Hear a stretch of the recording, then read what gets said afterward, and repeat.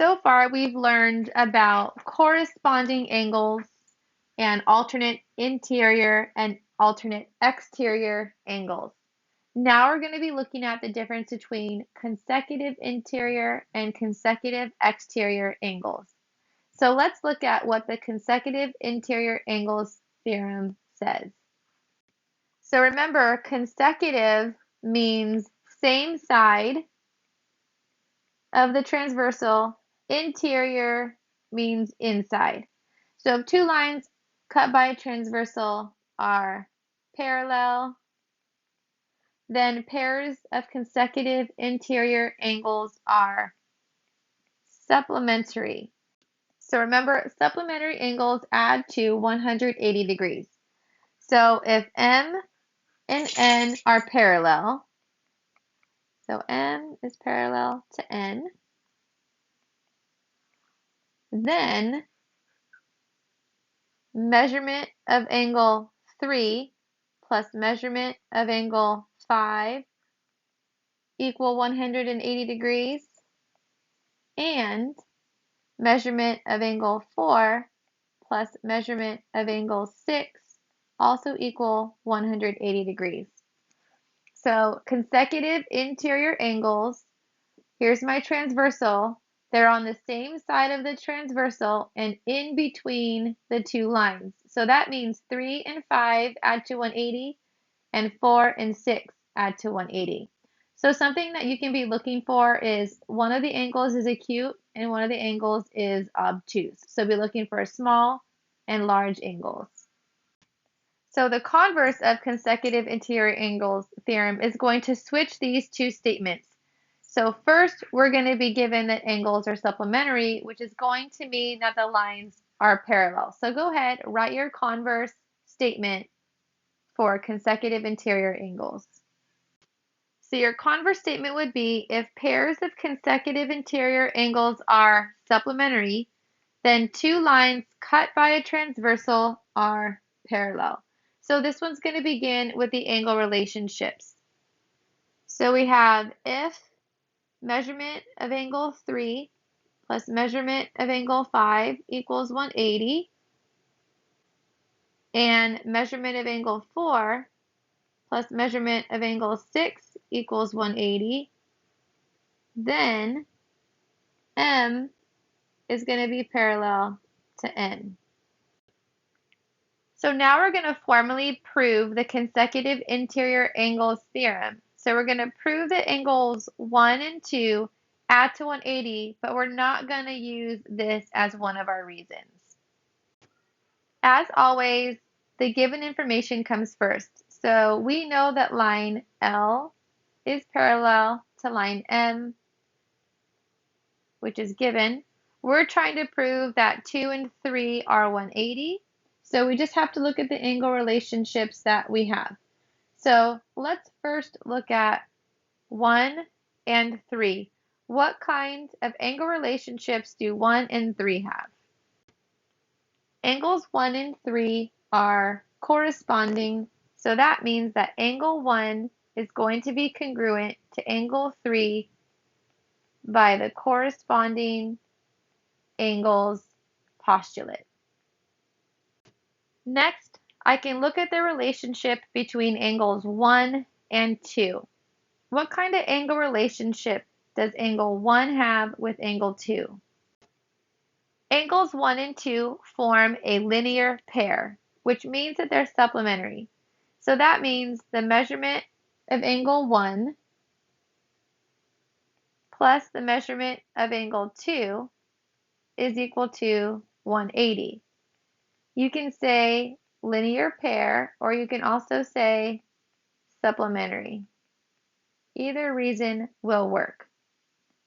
So if I know that 1 and 2, if I add those together to equal 180, I also know that angle 1 is congruent to angle 3.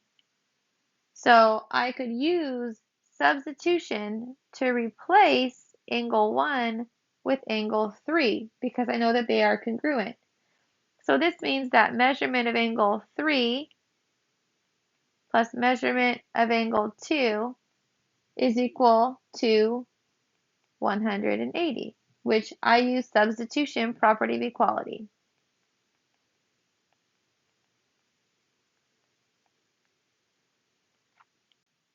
Even though in my last statement, angle 3 comes first, and I'm supposed to prove that 2 plus 3 is 180, these two statements are still equivalent because you're adding 2 and 3 to get 180, and I still have 2 and 3 to give me 180.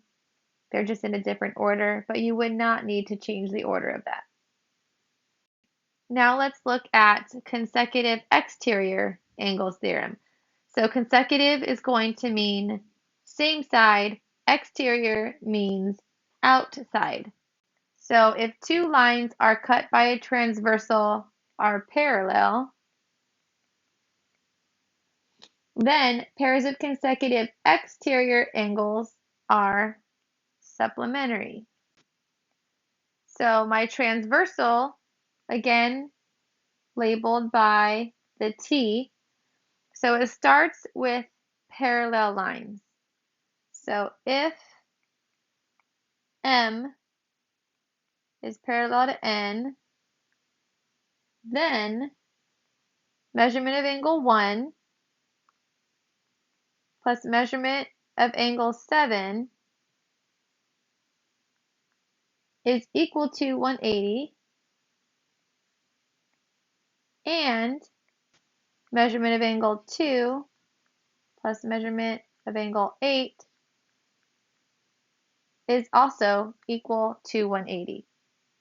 So when you're looking at consecutive exterior angles, notice that you have one obtuse and one acute. And notice how these are labeled, right? So the obtuse angles, as we learned in the last video, these are alternate exterior angles. So angle 1 and angle 8 will have the same measure. Angle 2 is acute, and so is angle 7. So these two will also have the same measure because they're alternate exterior angles. So consecutive exterior angles are the angles that are on the same side of the transversal on the outside of the lines, and they add to 180 degrees. The converse of consecutive exterior angles are going to switch these two statements.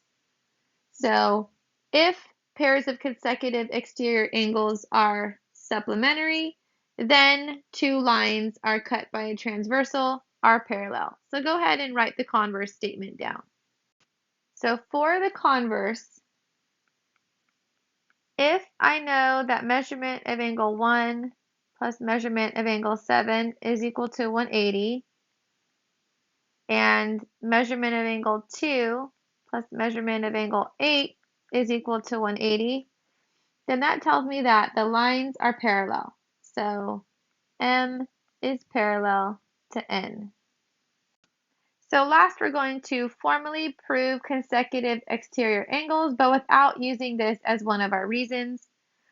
So first, we have the given information, which is L is parallel to M, which is given. And then we want to use the angle relationships like we did on the last slide to prove that 1 and 3 are 180. So now we're looking at the exterior angles. So let's look at the relationship between 1 and 2. What angle relationship does angle 1 have with angle 2?